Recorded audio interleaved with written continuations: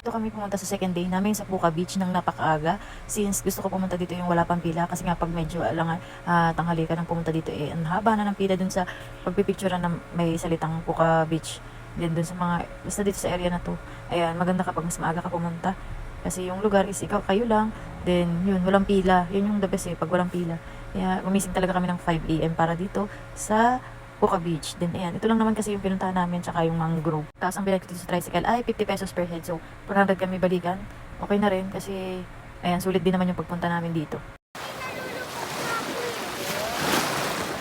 Tapos bumalik kami dito sa beachfront sa station 2. Then naligo na kasi nga ang bata ay ligong-ligo na. Ligo lang is okay na. Ligo is life. Ay ayan oh. Oh, 'di ba? Yan lang, diyan lang siya. Enjoy na siya diyan. Hindi mo na kailangang pasakayin kung saan-saan kasi nga takot din. Ayaw din mag-try. Ayan. Napakalawak, ang sarap.